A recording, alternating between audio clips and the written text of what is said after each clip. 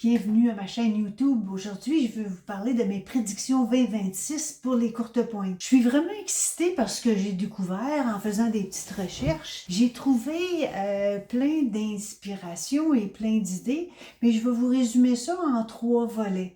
Le premier volet, c'est le changement esthétique. Il s'agit évidemment du blanc qui se transforme. La couleur Pantone cette année, ça s'appelle Cloud Dancer. C'est un blanc neutre qui est ni chaud ni froid et qui se marie bien avec beaucoup d'éléments. Alors ça va attirer des tendances différentes aussi dans le décor, la mode, etc. Mais au niveau de la courte pointe, c'est intéressant de comprendre qu'avec ce blanc neutre-là, on peut faire plein d'agencements qui sont tout à fait différents les uns des autres. Par exemple, vous avez un agencement avec des couleurs pastel. D'ailleurs, voici une photo pour vous donner une idée de ce que ça donne. Alors là, vous avez une ambiance complètement différente. Vous pouvez aller aussi vers des tendances atmosphériques. Alors ici, j'ai une autre photo, par exemple, avec des bleus ou des tons chauds, un mélange extraordinairement favorable pour faire des courtes pointes d'ambiance. Ensuite, il y a aussi l'effet zone de confort, avec des tons terreux, des neutres, des sauges plus ou moins foncés. Alors là encore, ça fait tout un autre décor, un autre agencement.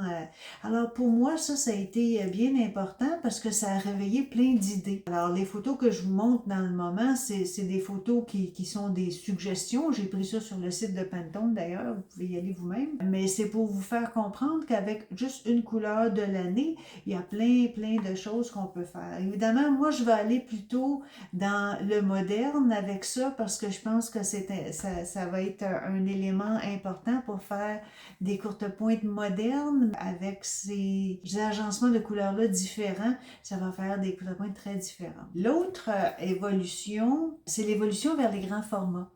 Alors, on a parlé des couleurs, tout ça, mais il y a aussi une tendance qu'on remarque dans les courtes pointes où les courtes pointes vont être avec des motifs à plus grand format.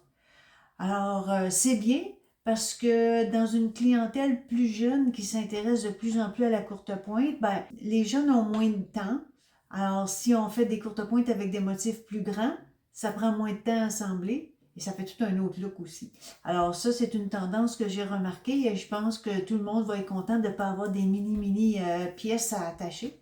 Alors, ça ne veut pas dire que les autres, ça se fait pas, mais c'est une tendance. Alors, on va remarquer ça. Et j'ai déjà commencé, moi, à en faire l'an passé, puis je vais continuer cette année dans cette veine-là. L'autre tendance que j'ai remarquée, c'est d'essayer de travailler plus intelligemment en 2026 quand on fait nos projets de courte pointe. Ce que ça veut dire, c'est qu'au lieu de chercher un patron et d'essayer de trouver des tissus qui ferait un beau travail avec ça. On fait le contraire. On va chercher des tissus qui nous emballent. On part avec, moi, je vais partir avec la couleur de l'année Pantone, là, mais vous pouvez partir avec une couleur que vous aimez dans les couleurs modernes. Et là, essayez de trouver un patron qui va mettre en valeur ces belles couleurs-là. Je pense que c'est une manière différente de travailler.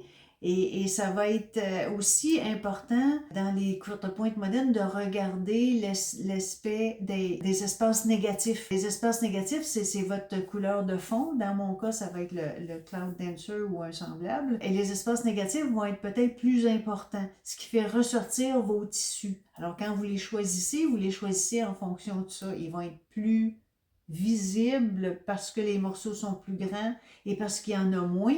Alors, ça va changer toute la dynamique de comment, et c'est ce qu'on entend par faire de la courte pointe ou faire nos choix plus intelligemment. Pour votre décor, c'est que ça va pas être seulement des motifs qui ont été assemblés, ça va être vraiment des éléments de décor. Ça va être une forme d'art, ça va être une forme de décoration tout à fait personnelle, très agréable de travailler dans ce sens-là.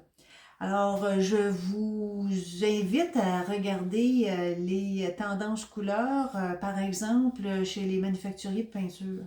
C'est aussi une belle façon de trouver des palettes qui sont à la fine pointe du décor, puis en même temps, ça fait on fabrique des courtes pointes qui sont tout à fait en harmonie avec ce qu'on veut faire dans la maison. Les couleurs de l'année peuvent aussi varier beaucoup. Moi, je travaille avec mon inspiration vient de celle de Pantone, mais d'autres manufacturiers aussi font des couleurs de l'année. Par exemple, Behr qui a une couleur qui s'appelle bleu vert fumé.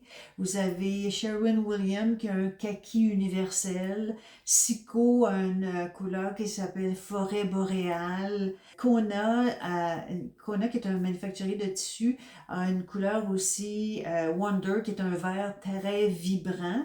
Alors, tous ces éléments-là peuvent être un stimulant pour votre créativité et j'espère que ça va vous amener à créer des courtes pointes modernes ou pas, avec toute votre inspiration pour l'année 2026. Moi, je vais continuer mes projets avec mon plan de match qui est d'utiliser plutôt un neutre blanc comme le suggère Pantone. Alors, on se revoit dans d'autres vidéos. Envoyez-moi vos suggestions ou vos idées que vous avez pour cette année. Ça va me faire plaisir de vous lire, puis on va échanger ensemble. Merci beaucoup. Bonne fin de journée.